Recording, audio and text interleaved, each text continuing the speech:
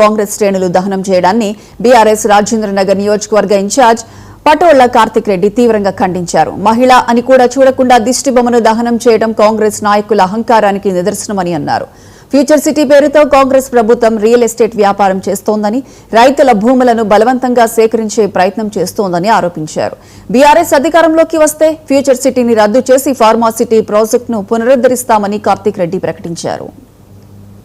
దీని చుట్టూ జరుగుతున్నటువంటి రాజకీయం, ఒక ముఖ్యమంత్రి గారు తన నియోజకవర్గానికి కూడా ఎన్నిసార్లు పోయినరో లేదు, కానీ మన ప్రాంతమైన మహేశ్వర ప్రాంతంలో కందుకూరు ప్రాంతానికి ఫ్యూచర్ సిటీ పేరు మీద ఈ సంవత్సరంలో దాదాపు ఒక 5-6 సార్లు ముఖ్యమంత్రి గారు మన ప్రాంతానికి రావడం తద్దు మీద ఎంతో చర్చ జరుగుతుంది రాష్ట్ర వ్యాప్తంగా. ఫ్యూచర్ సిటీ అంటే ఏంటి, అసలు ఇక్కడ ఏమొస్తున్నది, ముందు ఏముండే, ప్రస్తుతం జరుగుతున్న అభివృద్ధి ఏంటి అనేది చర్చ చాలా గొప్పగా చర్చ జరుగుతున్న ఒక తరుణంలో చాలా రోజుల నుంచి దీని చుట్టూ జరుగుతున్నటువంటి రాజకీయాలు కూడా మీకు చర్చించాలని, దీని చుట్టూ జరుగుతున్నటువంటి ఒక రాజకీయ క్రీడ ముందర పెట్టాలన్న ఒక ఆలోచనతోనే చాలా రోజులు ప్రెస్ మీట్ పెడదాం అనుకున్నాం. మాకు ఈ రోజు సాధ్యం కాలేదు.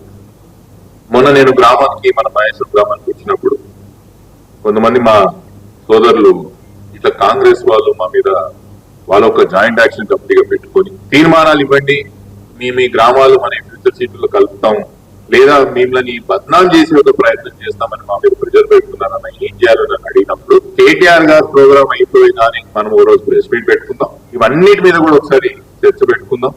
నేను కూడా మహేష్ నాకు వచ్చి చాలా రోజులైంది, నాకు కూడా గ్యాప్ వచ్చింది కాబట్టి అందరినీ కలుపుకున్నట్టు ఉంటుంది, ఒకసారి రాజకీయాలు కూడా ఇక్కడ కదిలించినట్టు ఉంటుంది అన్న ఆలోచనతో నేను ప్రెస్ మీట్ పెట్టుకోవడం